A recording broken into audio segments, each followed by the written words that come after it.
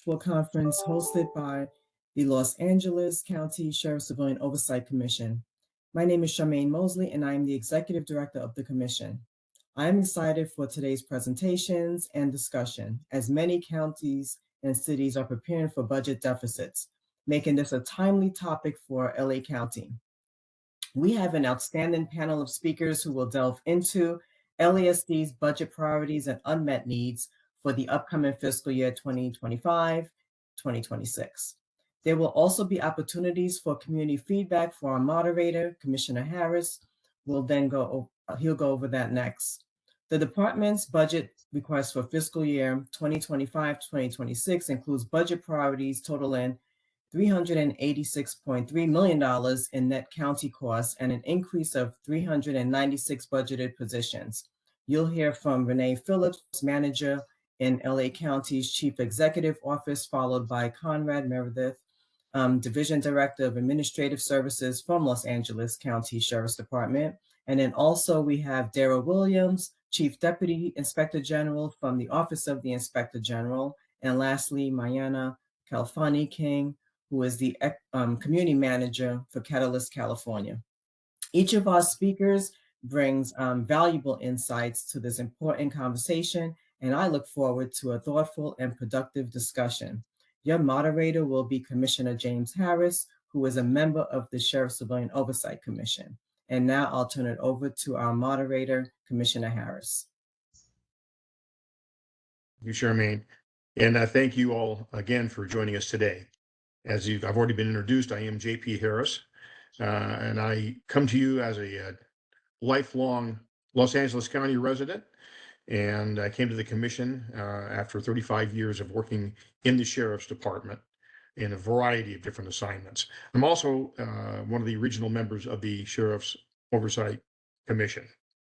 As Charmaine mentioned, we are here today to discuss LASD's budget priorities and unmet needs for the upcoming fiscal year 2025-2026. Each year, all LA County departments prepare a budget for the upcoming fiscal year. LA County's total budget for fiscal year 24-25 was over 49 billion with a B dollars. Appropriately allocating funds is a complex process that takes approximately 8 months to complete before the final budgets are approved. Right now, we are in the early stages of that approval process. We will get insight from the Chief Executive Office about the county's approach to this year's budget cycle and how LASD fits into the county's larger fiscal picture. We hope to help the county CEO and the Board of Supervisors capture a more transparent view of the departmental spending priorities during the phased decision-making stages.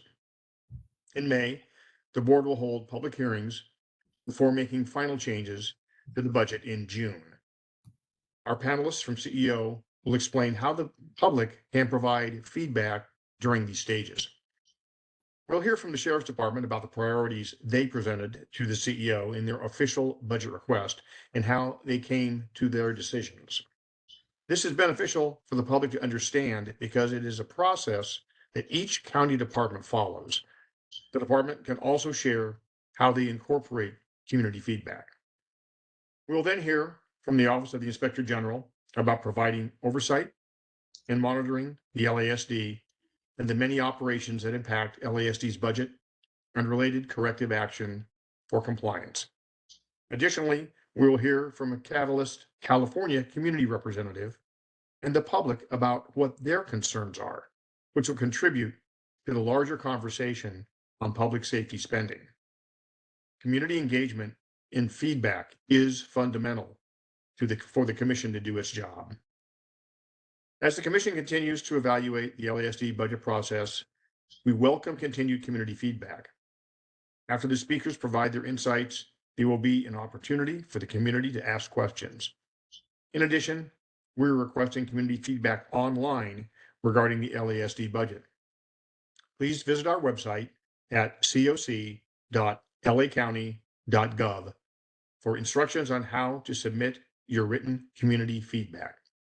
The deadline to submit written public comment is 5 p.m. Tuesday, February 11th. So don't waste time. Time is short. With that, I'm interested in hearing questions from the public during the question and answer session. And now I'm going to turn over to today's speakers. Although we've told you the names and titles of the panel speakers, I invite each of you to introduce yourselves, including your preferred pronouns, and a little about your background if you wish. Without further ado, I will turn it over to our first speaker. That is Renee Phillips from LA County Chief Executive Officer. Renee, please go ahead. Yes, thank you for the opportunity to speak with you today and share some insights about the process behind LA County's budget. As Commissioner Harris explained or said, my name is Renee Phillips, and I'm a manager with the Chief Executive Office with more than 30 years of experience working with the county in budget and fiscal management. I thought the best way to start.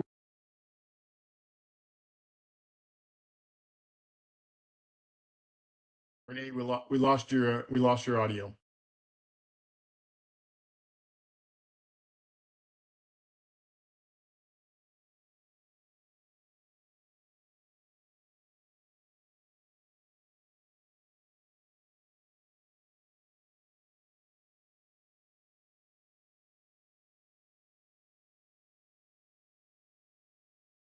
I'm going to presume we're working on a technical solution to this problem. We're working on a solution. Thank you. Renee, we apologize. These things do happen, as you well know, so we'll get back to you as soon as we can. Yeah, let me know. Oh, I think you've been resolved. Okay. Very Okay. good. Go right ahead. I don't know where I cut. Did I cut out on? We're on slide 2, and do you want to play the audio to the video? Actually, you didn't even get into the. There you go. Now we're right where we're starting. Okay. Did you hear my introduction a little bit about me? Just a little bit. Go ahead and do it again, just in case someone missed it. Okay. So my name is Renee Phillips, and I'm a manager with the Chief Executive Office with more than 30 years of experience working with the county in budget and fiscal management. So, and then with that, I'd like to share the video because it offers the big picture overview of the budget that'll give you the scope of LA County and what it covers. So if you want to start that video, that would be great. It's on slide 2, that one. You have to enable the PDF and you will be able to play the video.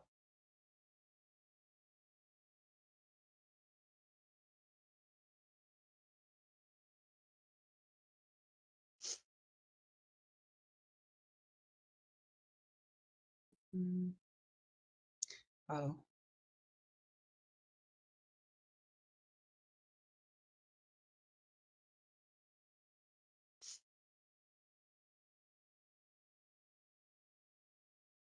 It should have a button.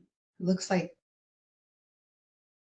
maybe when other slides were brought in, it lost the connection.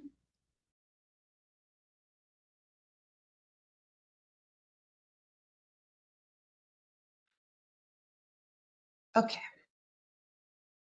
Okay. Maybe I'll just move on for now, but I will say that the video, and I can share in the link, this video is actually on the county's website at the budget overview, and it actually shares a lot of information about the larger scope of the people that the county budget and the people, the county services, and the programs. So it is on the county website. I'll share the link with you all as well, and we can post that at a later time because it doesn't look like it's working. So if you want to move to slide 3 or the next slide. Okay. Okay. So, and now over the next 5 minutes or so, I'm going to fill in more details about the budget process before turning it over to the Sheriff, Conrad Meredith, to speak specifically about the Sheriff's budget. So the driving force behind the county budget are the 5 members of the Board of Supervisors who set the priorities based upon the needs of their constituents and our mandated responsibilities under California law. The board provides direction to our Chief Executive Officer, Thesia Davenport, whose staff are responsible for evaluating thousands of budget requests and balancing revenues and spending. Public hearings held by the board allow residents and community advocates to make their voices heard and highlight the programs and services that matter most to them. You can move to the next slide, slide 4. The CEO's role is to develop recommendations based upon the board's guidance, provide leadership in carrying out board policies, and ensure the county's long-term financial stability. Next slide, please.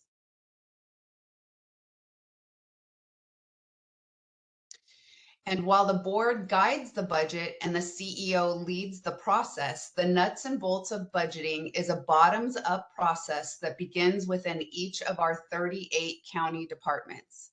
They gather information, sometimes from multiple divisions, on what programs and services are most critically needed and present a detailed request to the CEO. And new to this year's budget process are changes resulting from the voter Measure G that calls for voter approved Measure G that calls for several major organizational shifts over the coming years. One of the first of these changes you will see go into effect this month, actually starting tomorrow, February 11th, and continuing through March 7th, is county departments will present their budget in open public meetings before the board. This new requirement aims to enhance transparency and public engagement prior to the adoption of the annual budget. During these budget presentations, the board will hear from 39 departments. Each presentation will include a summary of the department's budget requests by the department head, followed by Q&A with the board and an opportunity for public comment. Again, these new budget presentations will begin tomorrow, February 11th, and they will be heard over the next month through March 7th. Likely, I don't know the exact date of the sheriff's presentation yet, but it will likely be towards the end of February, but it will be posted on the board's agenda site in advance of the meeting to be heard. So while the department are making their budget presentations over the next month, CEO analysts from the Budget and Operations Management Bureau, which is where I work, and the CEO's Classification, Benefits, and Compensation Work Group will work together with the Chief Information Officer and the Auditor Controller to come up with recommendations from a comprehensive county-wide budget, essentially a complete spending plan for the year ahead. The CEO presents the recommended budget to the board for the board's approval in April. Then the board convenes public hearings, deliberates, and makes any needed changes before adopting a revised version of the budget before the fiscal year ends June 30th. Next slide, please. Here's a timeline of that process. You'll note that the video, the video pointed out the process starts in January, but when the budget gets underway, actually starts a little bit early. Preparations actually begin in October, and it really is, breaks into phases. Recommended changes. Renee, if you could hang on a second, your sound, I think, has somehow faded. We can still hear you, but just barely. Am I the only one that's experiencing that, or is anyone else having that same problem? I'm getting nods from Commissioner Cooper, so yeah, there's something going on.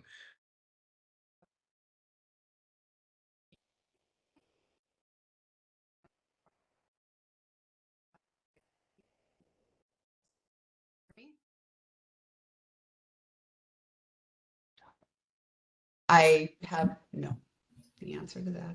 You're back. Okay. I'm back. Yep. You're gone.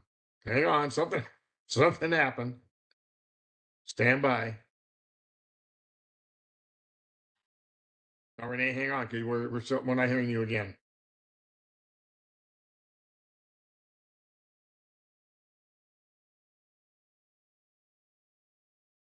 Nope, nothing yet. We'll remain on this slide and I'll go over the timeline again. You're back. Okay. It seems as soon as you say okay, we lose you again. So I don't know what's going on, friends. We're going to have a technical fix here because this isn't working. Charmaine, we can't hear you either. Maybe we can move forward and then come back to Yeah, him. you're on now. Can you hear me? Yeah, I think that's a good idea. If we could work on that, we do want to hear what Renee has to say. But we're having horrible difficulties here. So maybe it'd be best if we do move on to Conrad Meredith at this point. Let's hope he doesn't have the same demon in his system. And then we'll come back to you, Renee, as our staff works on finding a fix for this problem. So Conrad, are you set? Could you Yes. pick it up? Yes, I'm all set. Thank can you hear me? very much. So Conrad, go right ahead. All right, thank you very much. I'm Conrad Meredith. I'm a division director of the Sheriff's Department Administrative Services Division, and primarily over everything financial. Been an employee of the county, believe it or not, 40 years now, and over 20 years with the Sheriff's Department. And I'm here to present the budget process for LA County and our priorities and unmet needs. I'll get started with that. Renee touched upon the county process, and you did too as well, Commissioner Harris. The recommended budget is coming up in April. That's the first of 3 phases. June is final phases, and like you said, it takes about 8 to 10 months. Late September, October, the board adopts the final budget for July 1 of 2025. We do have some meetings scheduled. Renee talked about the new public presentation due to Measure G.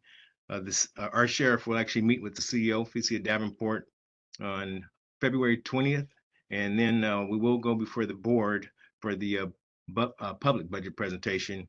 We're scheduled for March 4th. Let's see, I can move on. Oh yeah, I go through. At the top is our LASD steps that we take in-house. Renee kind of mentioned that departments do have an internal system. So we do go to each of our divisions and ask what their needs are and priorities are for the upcoming fiscal year. Those divisions will submit their requests to their respective division chiefs. Yeah, the division chiefs will get together. They report to specific assistant sheriffs. Patrol has an assistant sheriff, custody, countywide, and I do as well. Chief Financial and Administrative Officer, assistant sheriff. The assistant sheriffs get together and review the priorities with our sheriff. The sheriff approves the priorities for our department. We gather that information. Like I said, it is a pretty lengthy process. We gather that information for our department, and it's always due to the CEO in January. We submitted our request to the CEO for 25-26.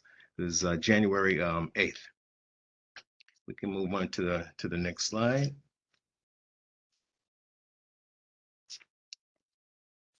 Let's see, yeah, these are our budget challenges. Been basically the same, right, for a few years now. We have vacancies and impairments. I'll get into that in the next slide. That impacts our operations. Hiring and retention is a challenge, especially in the law enforcement industry right across the nation. It's just not unique to the Sheriff's Department.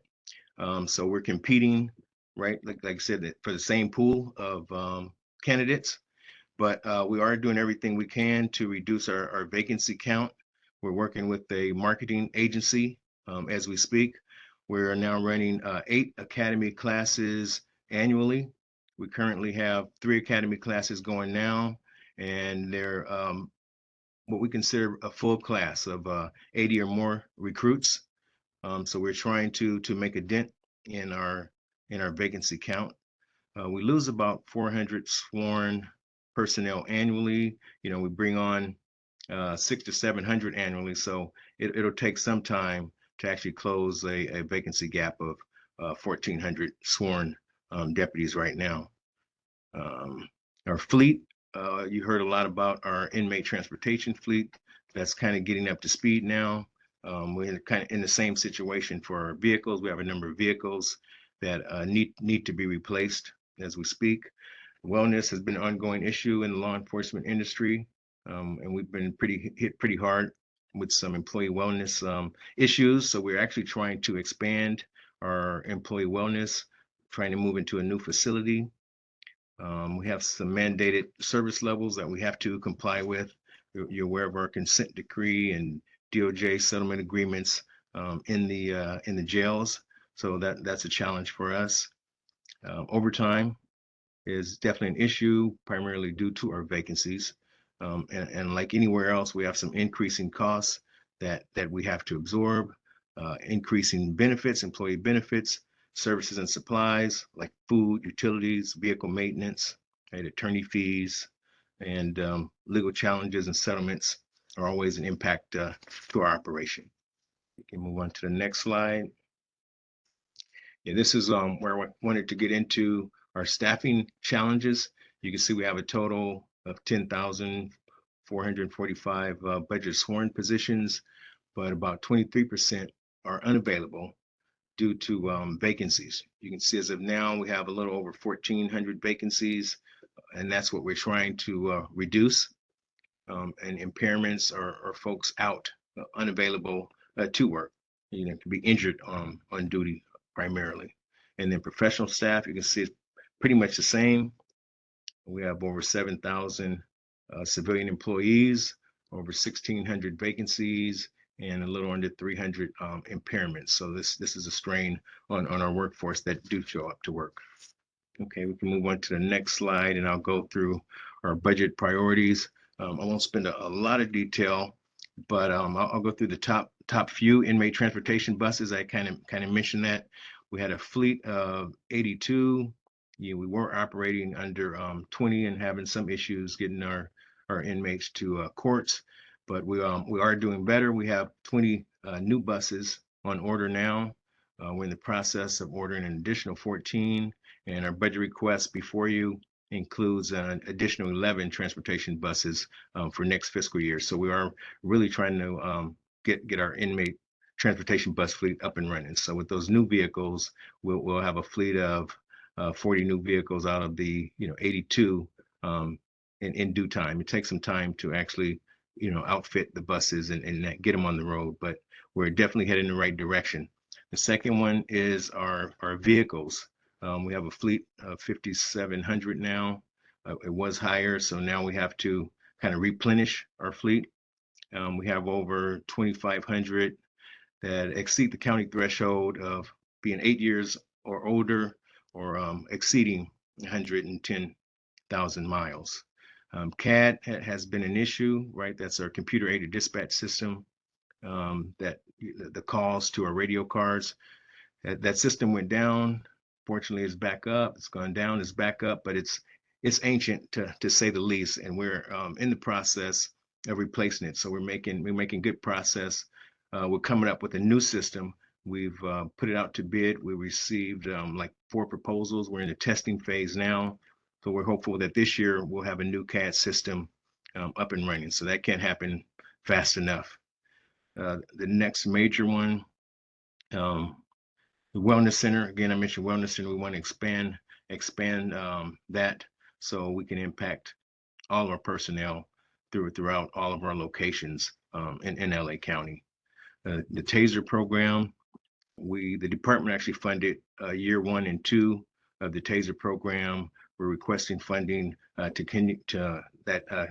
continue for patrol, and after that, we'd like to move the TASER program, into countywide services and courts and custody.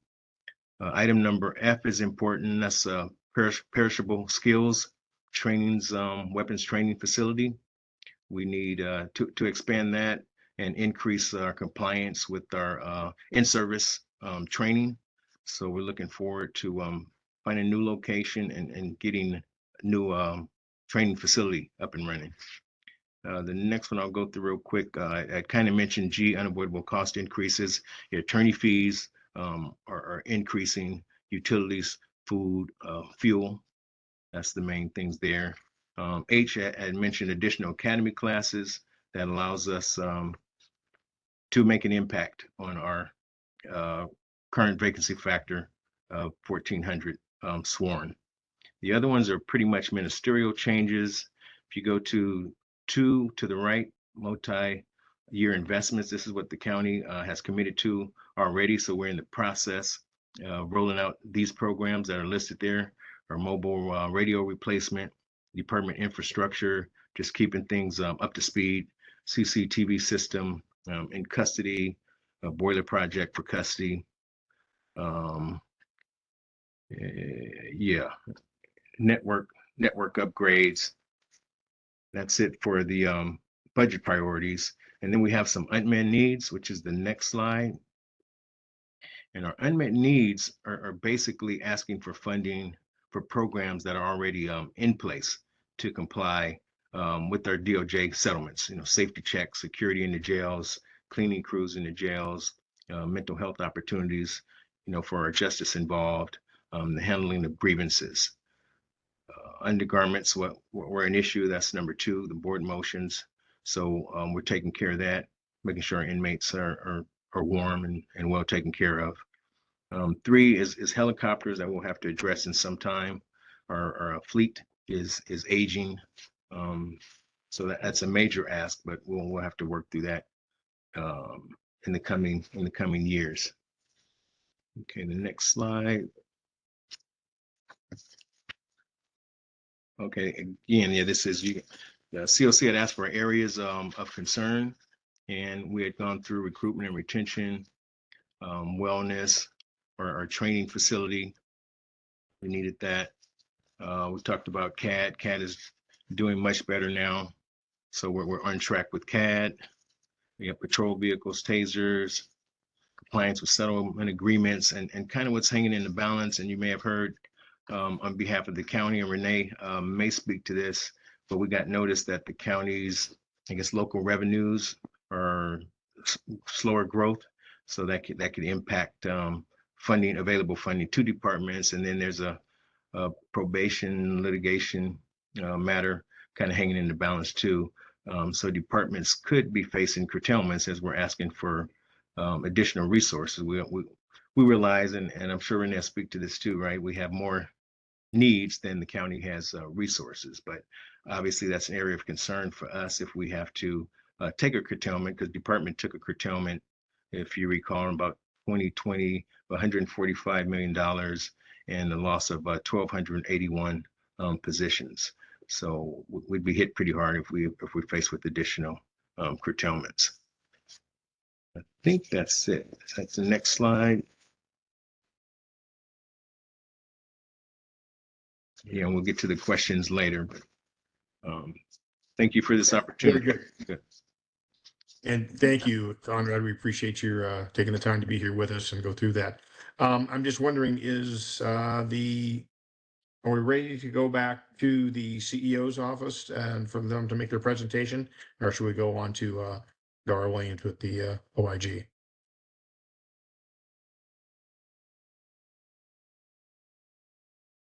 Renee Phillips, if you can test your audio, and let's see if you're ready. Can you hear me? Can you hear me? Yes, we can hear you. Okay. I want to go back to I'm going to say slides. Go back one right there. Let's start there. This is the timeline of our process. You'll note, okay. That's kind of where, okay, that's where I left off, I think. So it begins in October, and it really is a year-round process that breaks into 3 key phases: the recommended budget, final changes, and supplemental. The board will typically make changes after the public has had an opportunity to weigh in and before the fiscal year ends in June, and the one last time before final adopted is filed with the state. Next slide, please. Okay. This slide shows the budget and the magnitude of those changes for the current 24-25 budget fiscal year. California state law requires the county to always balance its budget. So just as with a household budget, we need to make hard choices based upon how much funding is available. Next slide, please. Much of the county's funding comes to us from federal and state sources, and most of this money has significant strings attached. These restrictions mean that we must use this funding only to support specific programs, including those that the county is legally required to provide, like public health care, assistance to children and families, keeping our communities safe, and running fair and accessible elections. In other words, we can't use Medicare dollars to fill potholes, no matter how pressing the need. The same is true of special district funds established to pay for fire or library services. For example, charges for specific services, like deputy patrols, requested and paid by contract cities. A smaller component of our budget is locally generated revenues, which comes primarily from property tax. But there are also significant demands on this funding and obligations to meet, and there is never enough to cover everything our departments request. Note that the total represented on the slide includes restricted revenues that must be used to pay for services mandated by federal and state law and other contractual and legal obligations, including payment of county's debt. And 10% of the unrestricted amount must be first paid out to fund Care First community investment programs as directed by the board. Just for a sense of perspective, during the 24-25 budget cycle, we received more than 2,000 budget requests across a total of 1,100 separate budget units. Annual funding requests routinely exceed $2 billion, which far exceeds available resources, leaving significant unmet needs. Next slide, please. So how are all our county revenues included in the dollars tied to specific programs put to work? The majority goes to pay for social safety net, the social safety net the county provides for its resident in the form of public health, health services, public assistance, child welfare, and so on. Roughly 1/4 is spent on public protection, which includes sheriff, probation, DA, as well as fire department. Next slide.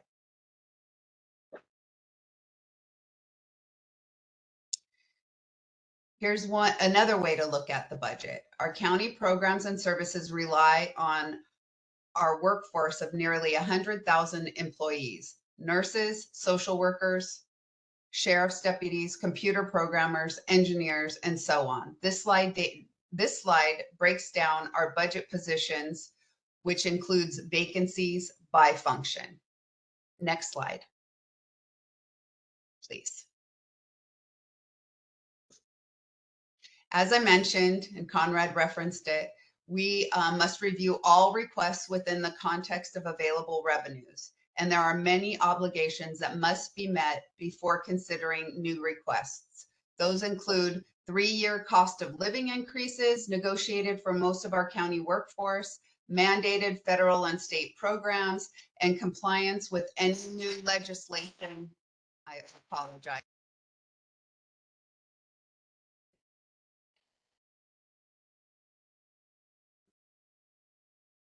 We've lost you once again, so stand by.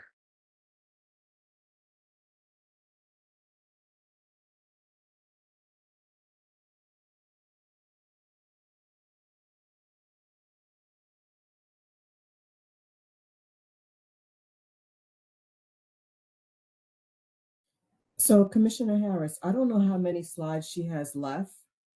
I was just going to ask her that but question, if she could hold up her fingers to tell us how many slides she has left. Because maybe Just we can one ask more? It says, I think that there's only a couple left, but it says 13 out of 11 at the bottom. So I'm assuming that That's what there's it looks 2 like. more, If I but was I going don't to know. be making a guess, I'd probably go there too. And So Renee, maybe- we still can't hear you? I guess not. That's her last slide there. Okay. Mhm. Well, I guess we could say it's fairly self-explanatory. It's going to have to be, because looks like we've lost Renee. We really want to thank her for being here. Hopefully we'll get her back for the Q&A portion if anyone has any questions of her. But let's go ahead then and move into the Office of Inspector General's portion of this presentation. Dara, if you'd like to go ahead, please do. Thank you. I'm Dara Williams. I'm the Chief Deputy Inspector General at the Office of Inspector General. Prior to coming to OIG 5 years ago, I was a Deputy District Attorney in Los Angeles County for 25 years, and much of my work there was done with the Sheriff's Department. So I'm very familiar with working with the Sheriff's Department and their core mission, and which is, of course, trying to deter and solve crimes. And I think it's important when we look at the budget to think about the allocation of staffing at the Sheriff's Department with the core mission in mind. There are a lot of divisions of the Sheriff's Department who have many sworn officers who are not actively engaging in what we would call law enforcement, right? They're not out on patrol, they're not managing stations, they're not detectives solving crimes. So I think one thing in the budget process that the Sheriff's Department should be encouraged to look at is how are staff allocated and are they concentrating on the core mission of the Sheriff's Department? Now, obviously, part of their core mission is also to take care, custody, and control of the people who are housed at the Los Angeles County jails. And so certainly things like transportation is vitally important to getting people to court on time. And there have been many complaints about getting people to court on time. So certainly things like ordering buses are extremely important functions of the Sheriff's Department that must be fulfilled, right? And additionally, as Mr. Meredith indicated, the CAD system has gone down twice recently and is quite old. And so clearly the department needs to upgrade its computer aided dispatch system because it doesn't work. If it's failing, the deputies have to start calling in. Everything takes more time. That takes them away from their core mission. I think the most important thing to look at with the budget, though, is the process transparent, right? The CEO looks at the budget and decides, is this necessary? Is this not necessary? But what we see in the budget is that there's a lot of positions being requested, but there isn't a lot of necessarily support or reasons given as to why these positions are needed. For instance, with the consent decree, obviously the Sheriff's Department has to comply with consent decrees, but why are more people needed specifically to comply with this consent decrees? What's the explanation for that? Deputy wellness, incredibly, incredibly important. If you don't have deputies who have a positive mental health, good frame of mind when dealing with people on patrol or in custody, you will not get good outcomes. You can't expect exhausted, unwell deputies to deal with the residents of Los Angeles County in a positive way when they are not in a positive frame of mind.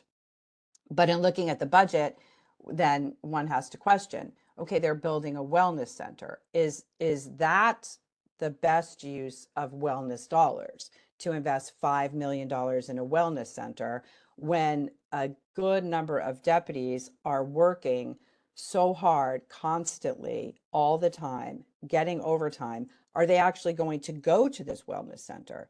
Do we need the sworn officers to basically man, or I should say staff, the wellness center, right? So what is the $5 million being spent on? And is that the best use of $5 million, right? Once again, prioritizing mental health of deputies is very, very important for how they interact with the community.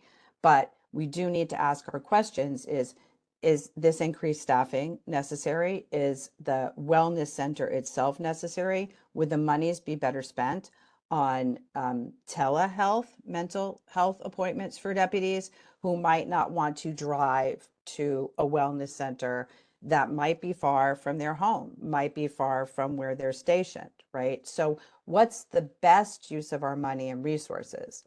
The other thing is on the CAD system, they've asked for staffing to support the computer aided dispatch upgrade.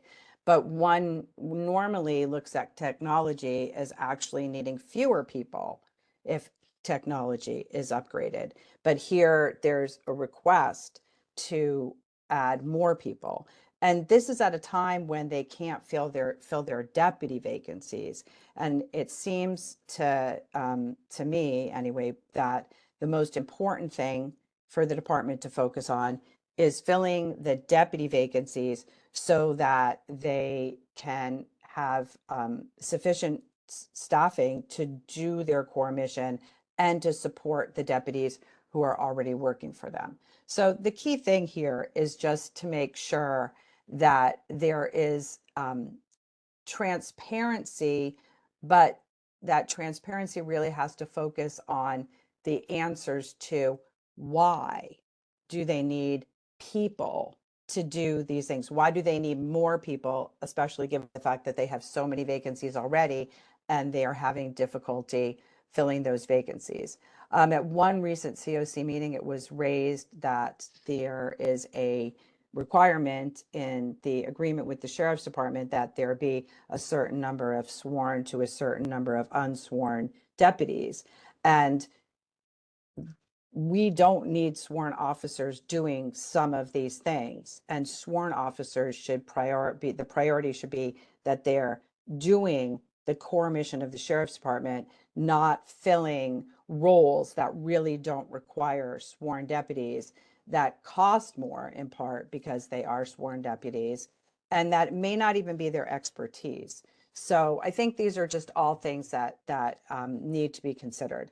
And finally, going to the litigation budget and the sheriff's settlements, I think it's really important to note that the Office of Inspector General and the Civilian Oversight Commission have made numerous recommendations on ways to ensure that deputies are adequately trained in de-escalation and that they actually receive that training, because a lot of these lawsuits involve uses of force that were not proportional, that were not necessary.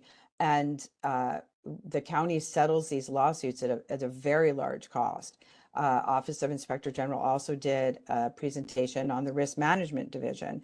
And if the Risk Management Division, which I think has over 60 people in it, isn't addressing the risks in such a way that corrective actions are being followed, then one has to reassess the budgets for those divisions within the Sheriff's Department if they're not doing what they're supposed to do. And if we're continuing to pay large amounts of money and incurring great costs associated with litigation, you know, at some point in time, somebody has to force the Sheriff's Department to follow the recommendations that have been made over the past 10 years by the Office of Inspector General and the past, I think 8 years by the Civilian Oversight Commission.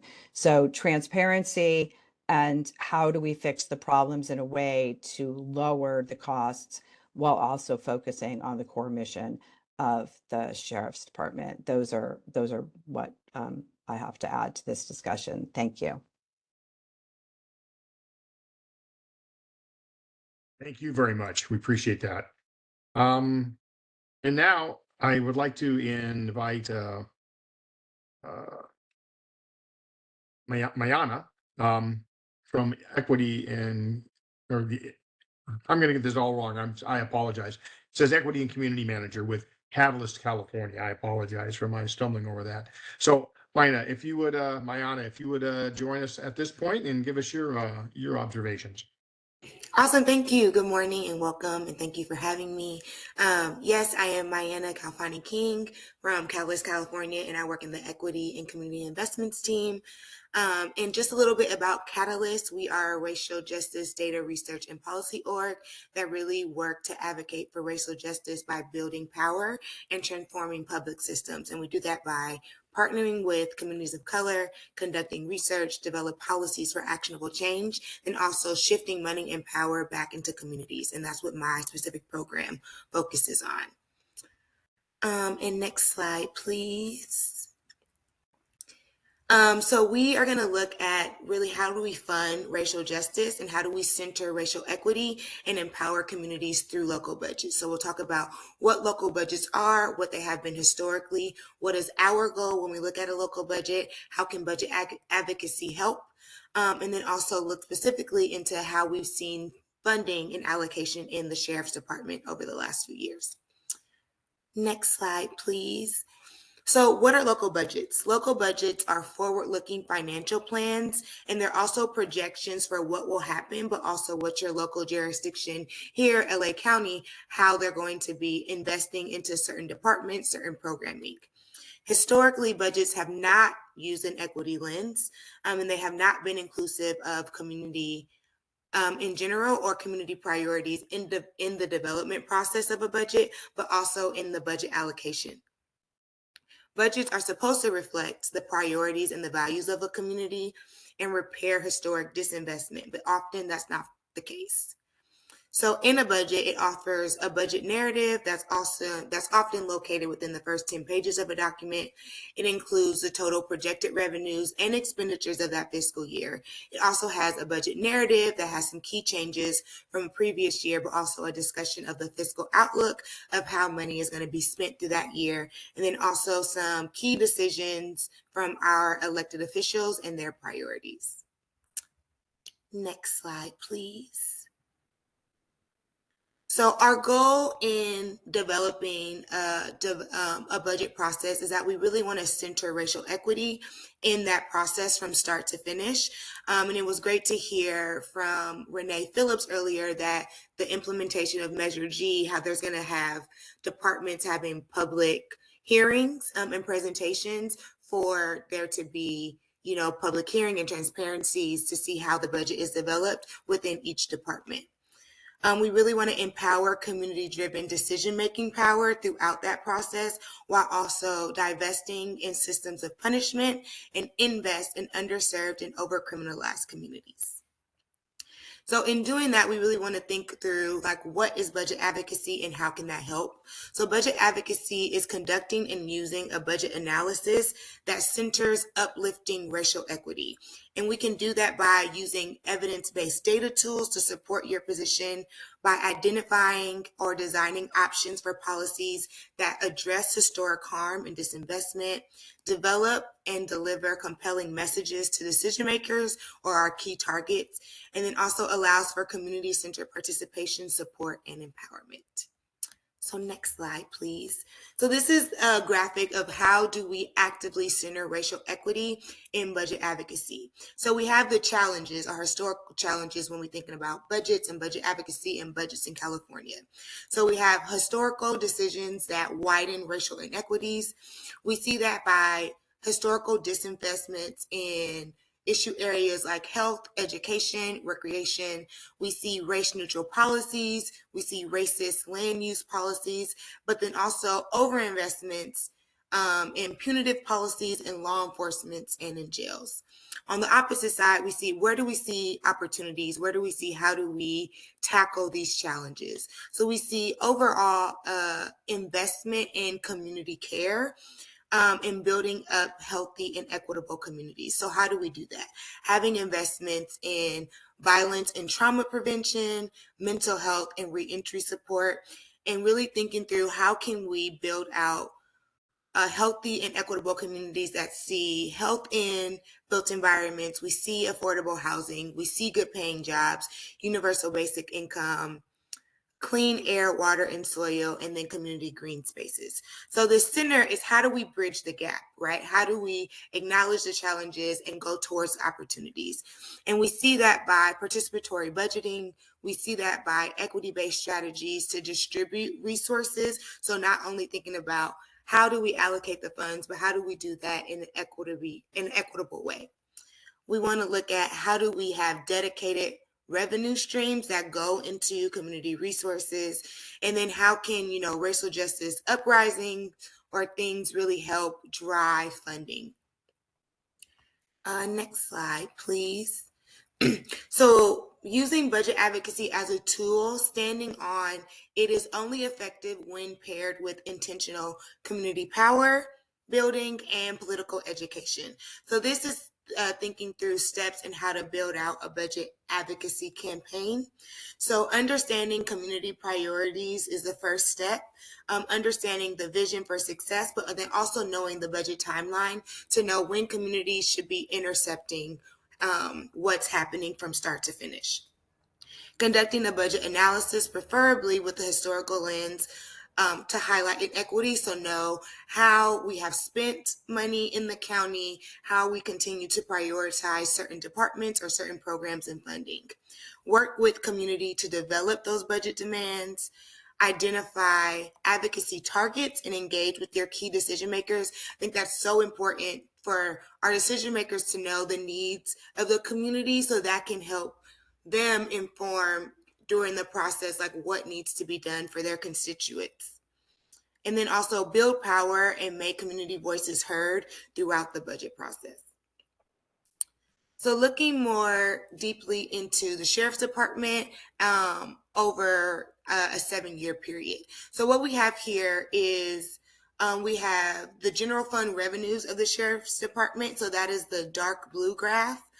The dark blue column. We have our net county costs, which we heard a little bit in Renee's presentation, and that are our most flexible dollars that can be spent. So when we talk about community advocacy, like that is the bucket of funds we want to target because that can be used for various of issue areas and community spending.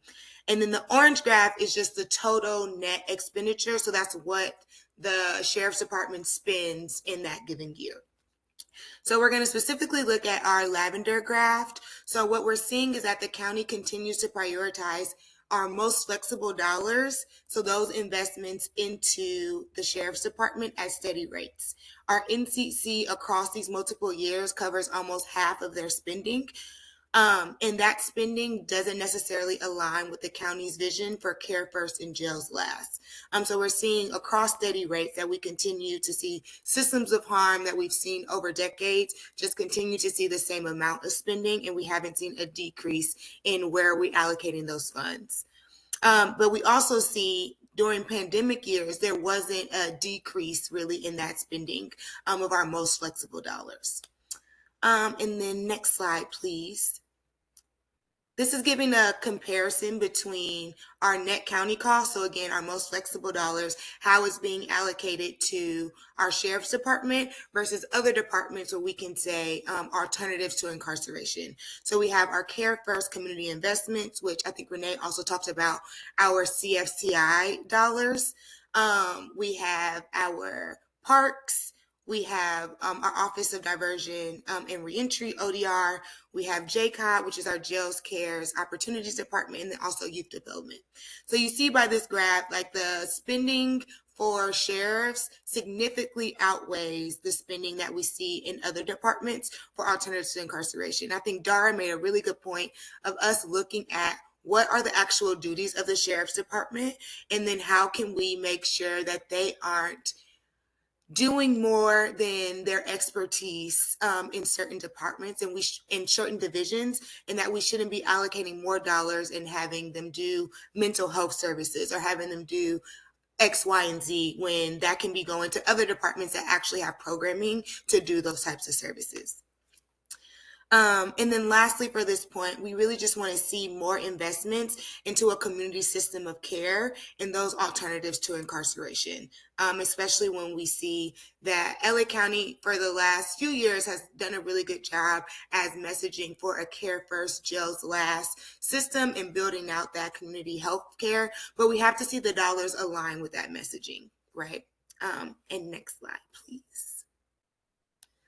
So a few recommendations we have in thinking through how to really build out this community of care system and really how to center racial equity when we talk about budgeting and the budgeting process. So advocate for implementation of an inclusive community-driven budget process. Use equity-based strategies to advocate for equitable distribution of resources. Shift overinvestments in punitive systems of harm and invest in community care infrastructures, but then also create and fully implement dedicated funding streams and mechanisms for structural reform. And then that should be my last slide. Thank you. And I could pass it back over to Harris.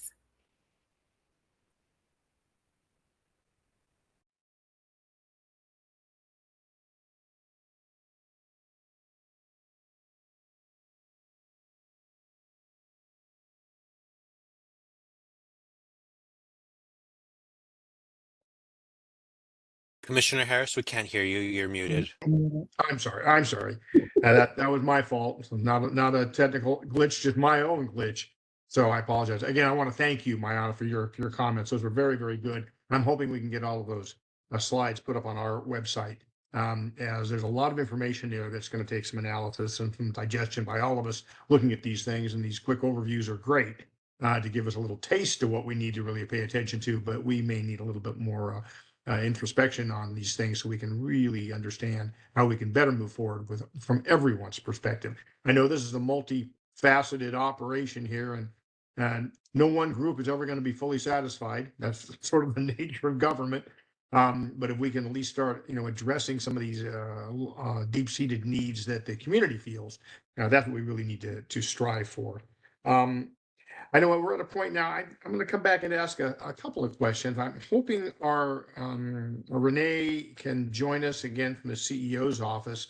But I am really concerned, I think, as all of us probably are, given what's transpired the last 3 weeks with the fires. Obviously, the greatest input into the bucket of funds that we can use easily comes from property taxes. And suddenly we've got over 9,000 individual properties that are effectively offline for the foreseeable future. And so I'm wondering, how is this going to impact all county departments, not just the sheriff, on how they're going to be able to move forward for the at least next few years? Can you address that? And unfortunately, we can't hear you again.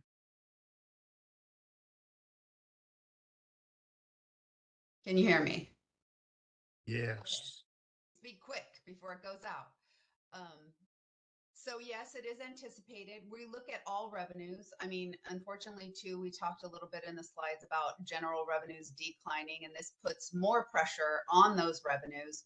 But the county is also hard at work trying to seek other opportunities through the state and federal government to help subsidize those losses in revenues and help actually for the rebuild. Okay, we just lost you there again. You were doing great. All of a sudden, you just cut. So I don't know what's going on. If we can.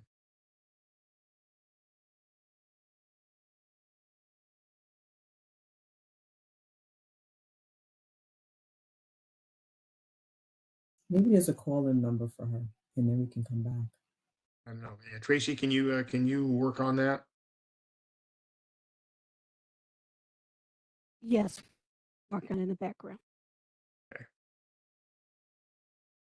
Well, again, from our other panelists, if you have any insights or any ideas and or concerns based upon what's happened in the last 3 weeks, it would be interesting to hear, because I know this has the potential to have a really severe impact on everyone's budgets, at least this year, next year, probably the year after that. I don't know if anyone has any particular observations on that particular status. I'd be interested to hear what they are. This is Conrad. I'll give you one angle. What happened in COVID, right, when local revenues declined, the federal government stepped in. So our hope this time, we'd hope we get some help from the federal government or the state to maybe backfill the county's shortfalls. But well, I know we heard initially under the previous federal administration that they had stated that all of these disaster-related expenses for the fires were going to be covered by the federal government. Is that still the current position of the new administration, as far as you know? Yeah, I haven't heard the latest update. We're just hopeful at this point. Hopeful's good. Let's hope we get more than nice words and hope, though. Anyone else have any particular feelings on where we might go with that? Yeah, and kind of what we're doing now, obviously, right? We spend so many resources out in the field fighting the fires. So every county department, including us, will we'll be diligently trying to track our costs to recover those costs as well. So hopefully that'll help the county and help our department. Commissioner Harris, this is Richard Martinez. Yes. Want to Please go right ahead. thank you for the opportunity. I just want to echo what Conrad mentioned. So, yeah, I'm not really familiar with President Trump's position, right? But I do know, just as Conrad mentioned, the amount of involvement, deployment of our personnel to the fires and addressing the matters was very extensive. And I think as Renee may have been going or stated, any federal relief reimbursement is going to be some ways out, and it's not going to be immediate. So to Conrad's point, our department, as well as I'm sure the fire department and all first responders, diligently tracking all of our overtime costs, our straight time costs, all of our costs, related to securing equipment, and the tools necessary to respond. We're tracking all of those costs, and similar to other natural disasters, similar in that we will be putting together those claims, and they will be months, if not, a year or two out. So the department, the county, all county departments will be forced to front those expenses with existing appropriation, absent any immediate allocation of bridge funding, like Conrad mentioned. So it will be a work in progress, unprecedented. I've mentioned a couple times now in my it'll be 25-year county career. At no point ever have I seen a natural disaster, fires hit so close to home, with the magnitude of so many people affected, many county employees, many department employees. But we will continue to work with the CEO Renee's team, the CEO Office of Emergency Management, to track and report those costs, so that at some point when that reimbursement is available, we'll try to maximize it as much as possible. Thank you for that. We do appreciate it. I guess I'm just making an observation. Is we're probably at a state, because you're right. None of us have ever seen anything of this magnitude happened before, and it is going to cause all county departments to have to take a good hard look at their day-to-day operations, because something's going to have to give. I mean, I think we all recognize that, and we want to make the pain as minimal as possible for all of us. But I think we have to recognize that there is going to be some pain spread across all county departments because of what's happened, and it's going to make it interesting going forward. I'm thinking I want to give a little extra time to the public if they have any questions they would like to ask of our panelists. You may be able to give CAO's office a chance to get back online. Tracy, do we have any people in the wings waiting to ask questions?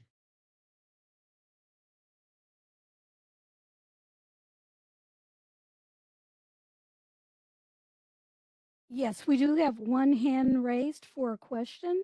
We have Val. Val, you are being unmuted.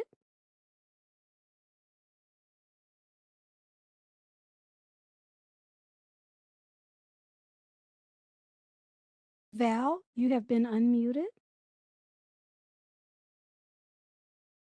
Hello. I have my Yes. camera Go ahead, Val, on. we hear you. You can hear me? We can. Go ahead. Okay, great. My name is Val Hawerda, and I represent or founded and am part of homeless action of Brentwood, and we're a community group. And I want to apologize that I really try and be well informed before I do anything like this, and I don't feel I am, and it's the impact of the fire, and so I hope you'll be forgiving of me. I want to. My concern about the budget and about the sheriff's department in general is was touched on by Dara Williams and by Ms. King as well. The allocation of resources and who is doing what. And what, in terms of homelessness in our neighborhood, which is the small little part that I'm involved in is that there are people who are trying to do things that are not really under there are sworn deputies trying to do things that are not really what a law enforcement person should do. Specifically, the host team, which is good to come out 1 or 2 times and try and work with somebody, work with the homeless people who are there. But as an ongoing basis, these people are talking to them for years. We had an encampment here that had resulted in 2 murders, and the host team was coming for 7 years and talking to people. That wasn't what was needed. There are procedures that need to be followed. A posted sign that talks about encampment cleanup with removal, and they need to be followed. And as a citizen, you can't get to it and make them happen. You're told we need to know if they're veterans. We solve that problem. 24 hours, you can find that.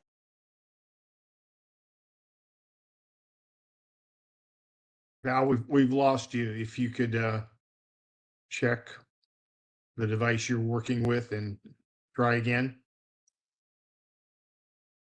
Okay, Commissioner Harris, we're going to move on as far as live questions and answers. Yeah, To if she make comes back on, let's allow her to come back and finish her statement.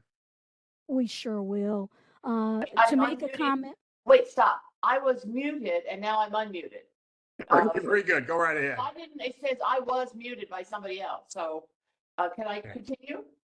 Yes, you can. Please do. I'm not going to go on and on. I promise you. So number one, the staff allocation, which Dara and Ms. King, or Ms. Williams and Ms. King both alluded to, that's critical. We've got sheriffs out there doing things that they shouldn't be doing, cleaning up trash, ordering people to clean up trash. The procedures need to be transparent. We've been told that if it's a misdemeanor, we should do a citizen's arrest. Unacceptable. Totally unacceptable. I have that in writing from a lieutenant.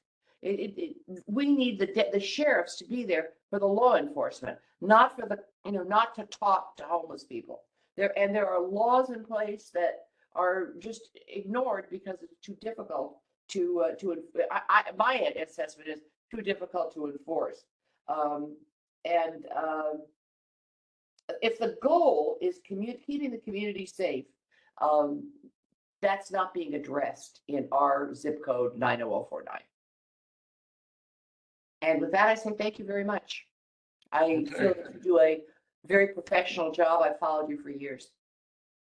Well, we appreciate your comments, and we have made notes. So thank you very much, and good luck to you. I know it's a tough time out there for everybody concerned. Tracy, do we have another caller? Yes, before we move further, for live question and answers, to make a comment, log into WebEx or call. Details are available on coc.lacounty.gov. Raise your hand by clicking on the hand icon. I will now turn to my colleague, Robert Flores, who will make this announcement in Spanish.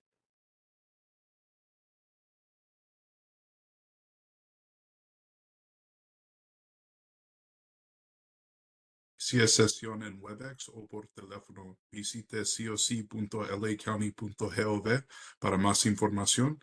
Levanta la mano haciendo clic en la imagen de la mano. Gracias.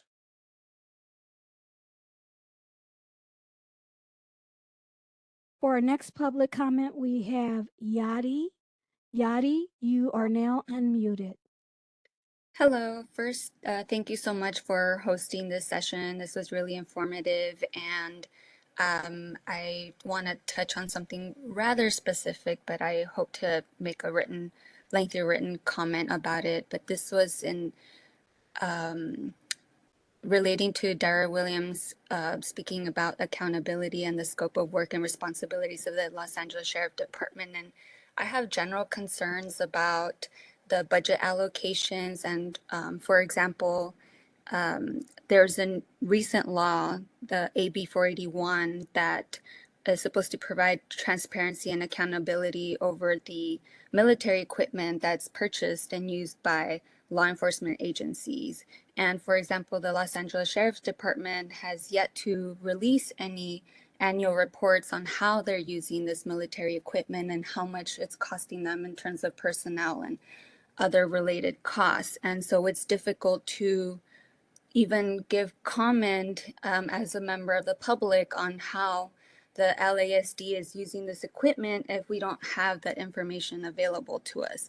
And yes, I was impacted by the Eaton fire, and I recently saw in the news that, for example, the LA Sheriff's Department conducted drone surveillance over the Eaton fire location. And where are we supposed to get that information if they're not putting in these annual reports under AB 481? And my concern is around privacy and the scope creep. I don't know what LASD outlines in their policies regarding the use of drone and other privacy invasive technologies, and how they're going to limit and be accountable to the public and ensure that they're not just using this equipment and other resources available to them without proper oversight and accountability. Thank you so much. You're certainly welcome. And I might just comment on that briefly, because I was up in the Altadena area Saturday, and I came across an LASD unit using a drone. And so I stopped and discussed it with the deputy. And just so you know, that particular incident, it was not military grade equipment. It was equipment that was provided through private funding, government funding, but it was not military grade equipment. It was not being reported, and they were using it for burglary suppression. So I think I don't know that would even be reportable under the AB 481, because it was not military equipment. But I was, they were very upfront and very open about what they were doing. There was no secrecy involved. It was very, I can say, it was very transparent, and I think they were providing a good service up there. But again, in regards to your concerns about reporting under AB 481, thank you for bringing that up, because we should be looking, if they are required to make report, we need to see that report and find out to what extent are they utilizing military equipment. So thank you very much for your comments. We really appreciate it. Tracy, do we have another caller?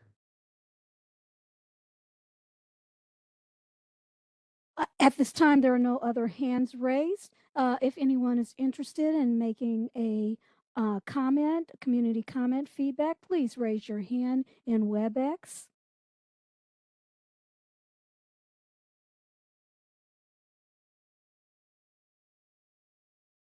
I guess I'm going to come back to Conrad Meredith at this point. Just ask the questions. So many of the items that you highlighted today were unmet needs. And so again, if this, and I'm presuming that those unmet needs, that money typically, I mean, for instance, let's take buses for an example. Where's the funding coming from for the buses?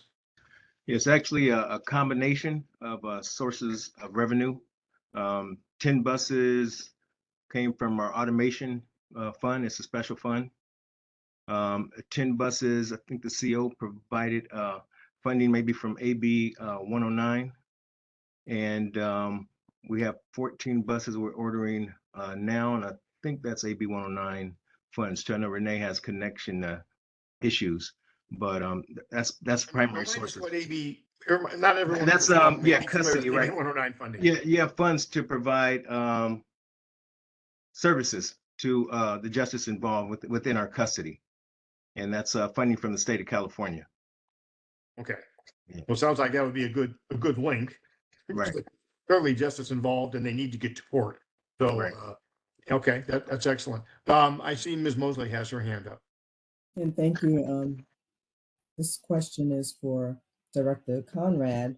I know you mentioned in your report that CAD is doing better now, but we know it went down earlier this year as well as last week, right? So can you further explain what did you mean by, maybe I missed it, what did you mean by CAD is doing better?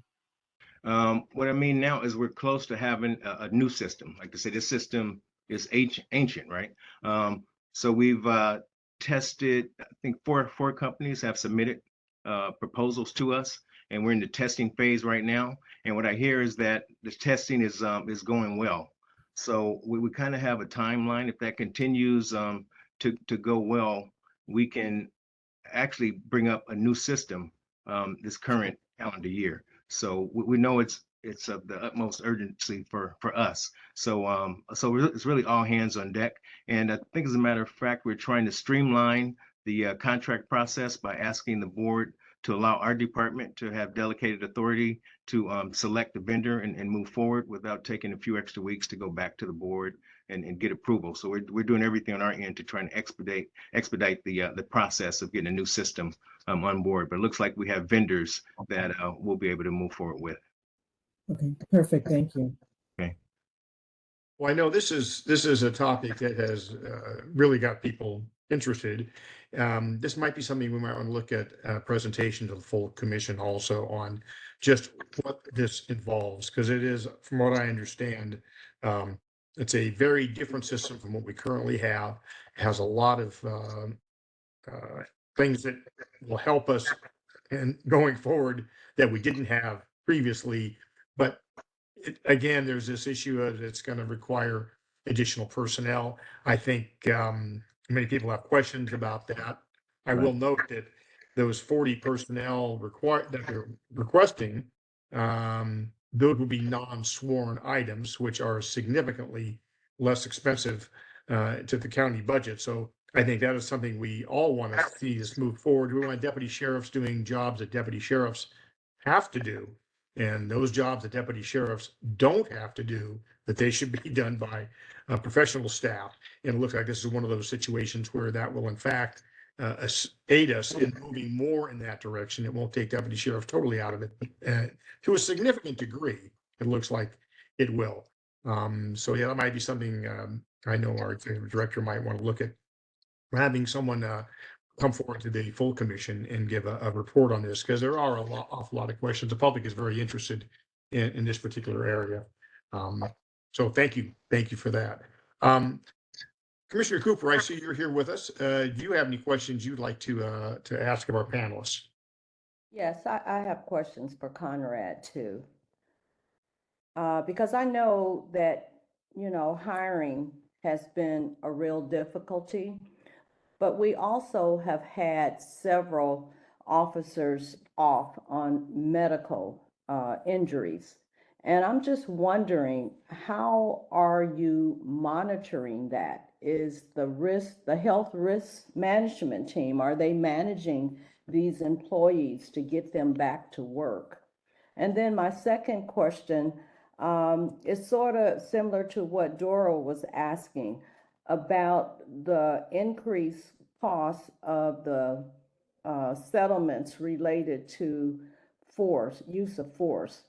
And I'm wondering too, what type of annual training is given to the officers, and in the training, is the cost shared with them so they can understand how those costs could be utilized somewhere else for other critical needs? If you could just address those two issues, I would appreciate it. Okay, yeah, absolutely. To our use of force and constitutional policing, right? Our new Sheriff Luna has established an Office of Constitutional Policing. So they definitely are. We are looking forward to reducing our liability costs as we move forward. From a budget perspective, we end up getting hit with cases that we have no control of. There may be cases from 2018, for example, or even older. But going forward, that is the goal: is to reduce our liability. They are implementing in-service training. We do need a new facility. We talked about that, weapons training facility, so we can increase our compliances with in-service training. That's deputies that have been on board for years, because when they come in new, right? We have training in the academy, but for existing deputies that have been on board for a while, they also need continued training. But the Office of Constitutional Policing is addressing that. They have, you're probably more aware than I am, but they have looked at policy, use of force policies. That has been updated. So we're doing everything in our power to make our deputies aware and definitely reduce our liability costs, because those dollars could be used elsewhere, and it'd be an easier strain on me in helping our department balance the budget. And then talked about the folks being off injured on duty. Believe it or not, those numbers are relatively flat, but we also have a unit dedicated to getting those folks back to work as soon as possible. And from our experience, like you said, keeping in contact with them, letting them know we're interested in their recovery. They do appreciate that. We don't want them just lingering out there with no contact whatsoever. So we are trying to get them back to work as soon as possible. But from what I have seen, I don't think those numbers are increasing. It's an issue, ongoing issue for our department. But we are working on getting folks back to work as soon as possible. Do you guys utilize light duty? Yes, we do utilize light duty. So if they can't work out in the field, they can handle some desk duties. So we have our personnel bureau that monitors the folks that are on light duty, and we offer them assignments. Thank you. And I was gonna say, Mr. Harris, if you don't mind, I could clarify some comments earlier about the wellness center that Mr. Williams or Ms. Williams had brought up. Yeah, please do. Yeah, to cover, we want to move and expand, right? Because right now they pretty much kind of react, but we'd like to be proactive. They're kind of reactive right now. Something happens and they go out in the field, and you know, we've had our spate of suicides and all that. So they like to be more proactive. So going forward, if they were to move into a new facility, we have the old facility that they would move out of, and that lease, the savings from that lease would be available for the new lease. And we have another lease that collapsed as well. But the $5 million is for tenants and improvements of the new facility that they would move into. So it'd be ready for them to move into and expand. Like I said, they can be more proactive. And they have a list of items that would improve their operation, like additional personnel would allow them to set up annual meetings with deputies. Instead of just having deputies come to them, they can actually reach out to deputies and make it a requirement for them to see them. So that's primarily the cost. And you know, you hate to put a dollar amount on a loss of life, right? So they'd really like to move forward with that facility. And I see we have a couple of hands up here. I would just like to make a comment too, that because Dara did make the observation that perhaps, you know, telehealth might be a very good way. None of this is perfect. We see, like exists, you could say this is sort of a telehealth example here, where sometimes there are some glitches that don't always work perfectly. However, an awful lot of good can come from telehealth. I'm hoping the department is looking at that, because Dara makes a very good point. I mean, we have people that live outside the county that are employees, and they may find great difficulty in sometimes seeking the services that they so need, just because distance is an issue. So I just hope that is being looked into. But let me go, Dara, if you'd like to respond to Mr. Garda. I would, just in the sense of this, is that it's not that there's a, you know, that we are particularly questioning the $5 million. The issue really is, what is the best use of the monies to support wellness for the deputies, right? And so there has to be some analysis. It can't just be, we need $5 million to make a center look really nice, but we haven't done a survey of deputies to see if anyone would come to this center, right? And you know, the Office of Inspector General is part of the budget process, right? For instance, we keep asking for people to monitor probation, because it's obviously a probation is a huge, you know, entity. And in order to conduct oversight of a huge entity, you need enough people to do that, right? But every time I ask for probation staff to oversee probation, CEO says to me, why do you need this staff to oversee probation, right? And I have to say specifically what we're not doing because we don't have that staff. And so I'm assuming CEO does the same thing with the sheriff's department. But when we see the budget, when the public sees the budget, those justifications aren't there. And I think that if you really want governmental transparency, we, the public, I mean, obviously the COC and the OIG also need to know this information. And I think it's really important that the COC and OIG know this information, because then we can look at it and say like, oh yeah, this seems justified, right? But the public also should be entitled to the information where we know that the $5 million on the wellness center is money well spent, not because anybody thinks we shouldn't support deputy wellness. We do think that there should be support of deputy wellness. We just want to make sure that the tax dollars are being spent wisely to actually support deputy wellness. So we need some assurances that building out a $5 million wellness center is going to enhance deputy wellness, right? It's the bang for your buck argument. Are we getting the best bang for our buck? Or are there better ways to address deputy wellness? One of which is certainly filling the vacancies in the department so that people do not have to work the ridiculous amount of overtime hours. You know, when they were out on fire duty, my understanding it was 12 hours a day, 12 days in a row. And we see what happens when people are tired. People don't function well without rest. And we need to make sure that we address the core missions of the department, which is, being out in the community and patrolling the community.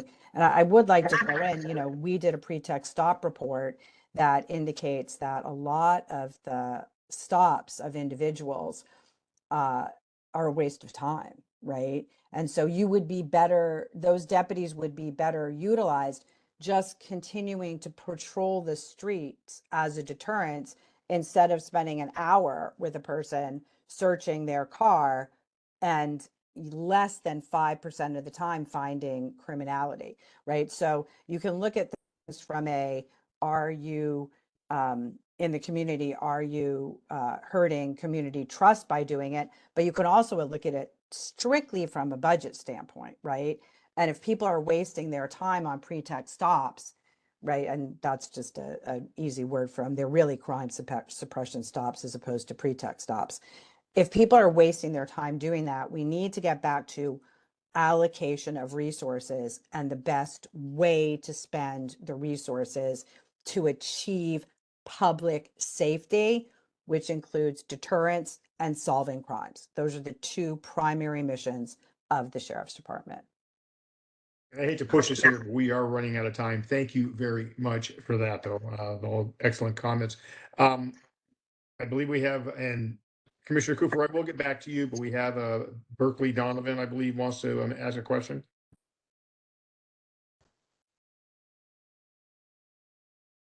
Yes, hi, can you hear me? Yes.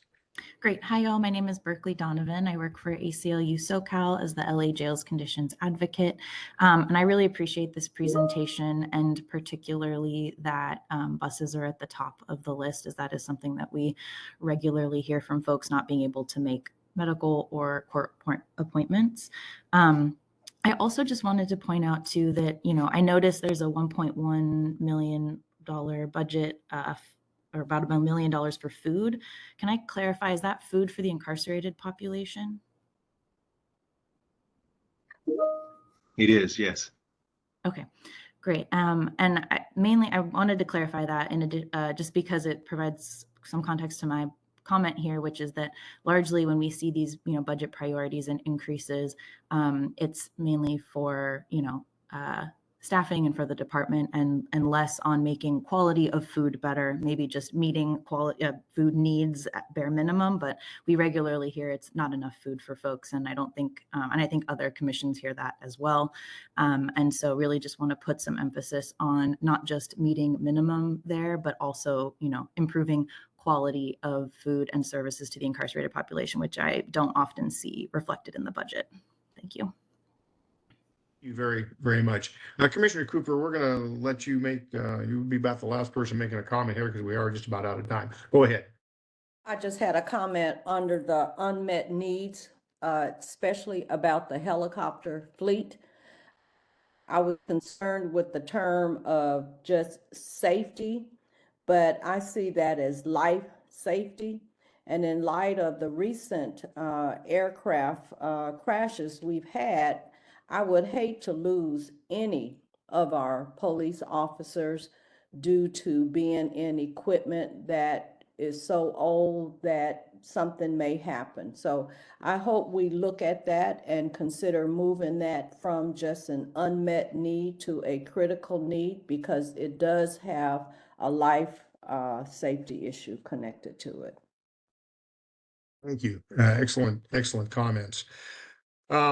With that, it does bring us to the end of this conference. I want to thank each of our panelists for sharing their thoughts, and to the community members for tuning into this important conversation hosted by the Sheriff's Civilian Oversight Commission. The next commission meeting will be held on Thursday, February 13th at 10 a.m., and we hope you can join us then. On your screen, you'll see a QR code that will take you to an online community feedback form for you to comment about the Sheriff's Department's budget and this conference. Please visit coc.lacounty.gov to follow for more information. Again, thank you to everyone who participated today, and this does conclude our conference.